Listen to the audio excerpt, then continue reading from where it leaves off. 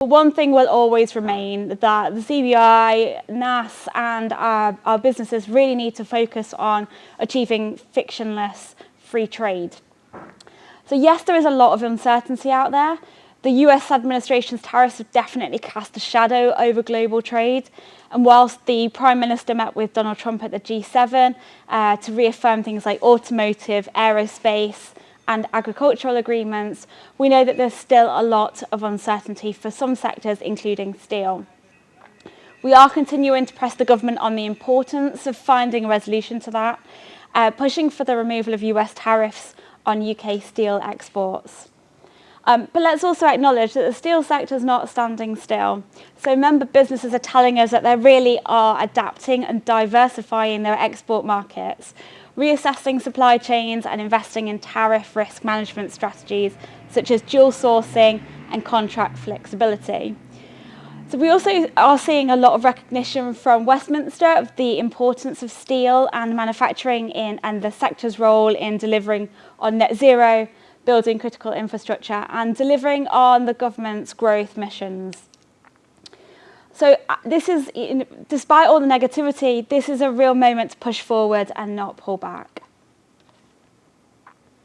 Another pretty slide. Closer to home, we've recently had the CBI's Q2 council round, and members were really clear to us. Businesses do remain very cautious and focus on mitigating continued uncertainty. And yes, the economy does face a lot of pressures, as we've heard. We believe growth is expected to hover around 1% for the rest of the year and continue to see the knock-on effects from earlier interest rate hikes, tax changes and global economic climate. But beneath the surface, we really are seeing that firms are demonstrating adaptability. So across sectors, businesses are deploying tactical responses to preserve that resilience, including tight control over costs, so thinking about selective recruitment, freezing non-essential hiring, and backfilling only essential roles. Also looking at reshoring and supply chain consolidation, particularly among manufacturers looking to reduce that geopolitical exposure and logistical delays. And there's a growing use of scenario planning and financial hedging to navigate currency and tariff fluctuations. But we are seeing demand shifting, not disappearing. So consumer caution is very real, but it's creating space for firms that can demonstrate value, sustainability and certainty. The Midlands in particular continues to shine in its ability to fuse that legacy industrial strength with modern innovation, so from clean tech steel to advanced logistics and manufacturing clusters.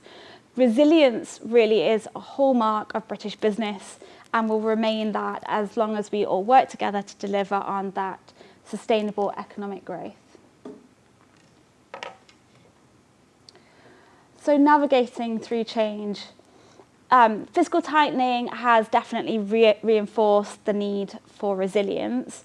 April was obviously tough for people in terms of the NICs increases and the national living wage, and that definitely put an immediate upward pressure on labour costs, particularly in sectors like logistics, hospitality and manufacturing. But instead of retrenching, businesses are finding ways to respond smartly, which is the optimistic part. So from our surveys, as Glyn said, we do multiple surveys. You don't have to be a member to complete the surveys, but if you complete the surveys, you do get the responses and they're really helpful. So just have a look on our website. But from our surveys and from member engagement, there's a couple of things that are standing out. So there's lots of productivity-first strategies. So firms are investing in lean process improvements, employee upskilling, and workflow optimization. They're looking at labour-enhancing technologies, so where possible in automation, AI tools, and digital interfaces that are enabling firms to scale operations. And enhancing staff retention. So companies really are currently doubling down on that employee engagement and career progression frameworks to avoid unnecessary churn. Now, obviously, we've got the Employment Rights Bill and a few labour law changes coming down the line that we've all got to think about and mitigate for. I do strongly urge you to really investigate the things that you can be putting in place now for when those come into play. But currently we're seeing a lot of blending of full-time, part-time and contract staffing to match that fluctuating demand. So to protect margins, we've seen that some firms are passing on cost pressures where they can onto customers in specialised or premium segments. Others are reviewing supplier contracts and renegotiating energy deals to ease that short-term cash flow. And many are accessing the government capital investment and innovation support schemes where they are aligned to the growth plans. So what's striking is the balance. So whilst cost containment is critical, we are seeing lots of firms making selective investments, particularly in automation, those digital systems and sustainable production methods. As we've heard, the Bank of England expect to gradually lower interest rates through to 2026. So there is some optimism that inflation and financing conditions will ease. So UK businesses really are simply, not simply enduring this fiscal challenge. They are using it as a catalyst for long-term resilience. Can you see the theme? I am trying to be optimistic. But what comes next? So we've had the trade strategy today, and the government is really moving forward in delivering strategies. We've had the modern industrial strategy just this week, which really has placed advanced manufacturing front and centre, which is great news. There is now explicit recognition that industries like steel aren't just legacy sectors, they are actual national assets. So government really are getting this. There's other messages I know that they're not getting, but they are understanding the importance of the sector. The strategy rightly prioritises investment in skills, in innovation, in R&D, with an emphasis on that supply chain resilience and tech adoption. So we've been doing a big piece of work on the cost of doing business. It's been a big focus for the CBI, thinking that there are levers that the government can pull, some sort of cost-neutral measures. And we've seen some real concrete progress on energy affordability. So the £2 billion British Industrial Competitiveness Scheme should reduce electricity costs by 25% for more than 7,000 energy-intensive businesses. So that's including sectors like automotive, aerospace and chemicals. Whilst the extension of the British Industry Supercharger Scheme will increase network charge reductions from 60 to 90% for about 500 firms, providing significant energy bill savings. So we've been, as I say, making interventions on energy costs for some time. We anticipated this package coming down the line. I don't know if any of you were at our National Business Dinner, but our most recent big intervention was Rupert Soames, our chair, and Rachel Reeves on our stage just on the 5th of June. And it was a very light touch boxing match, but Rupert Soames really strongly believes that we cannot be competitive whilst our energy bills are the way that they are. We cannot outperform our competitors. So we've really welcomed that intervention, and our message to government has been clear. This cannot be the end, this has to be the start.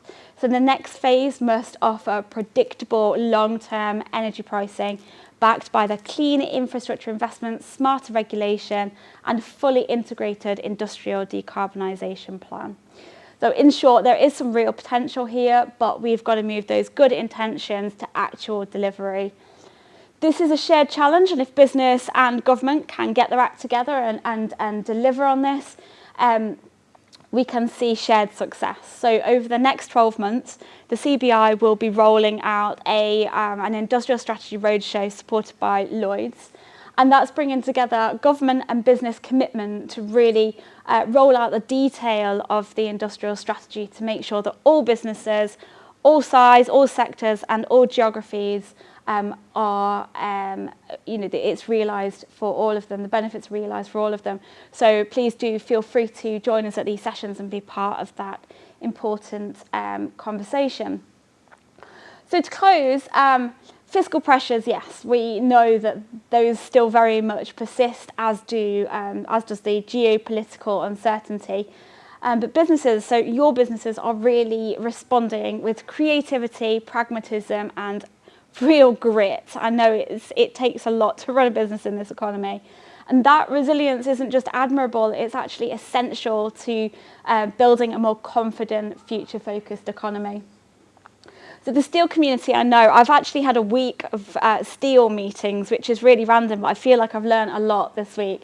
But it stands at a real pivotal junction. So it is uniquely positioned to power a low-carbon transition, reinforce national resilience, and accelerate regional prosperity through high-value manufacturing and modern logistics. And at the heart of this endeavour are the likes of NASS. NASS is more than just a trade body, it is actually a strategic force, championing skills, safety and standards. So by facilitating innovation and cross-sector partnership and ensuring the voice of steel services is heard clearly in Whitehall, you do play a critical role in shaping the sector's future, and the CBI is really proud to work with you to support this agenda and help elevate it. So as we look ahead, that role will grow in importance. With the right alignment between government strategy and business action, we really can unlock industrial renewal. So let's stand together, shape smarter policy, back British industry, and deliver lasting economic success. And on that note, I think we go to the beer and pizza, right?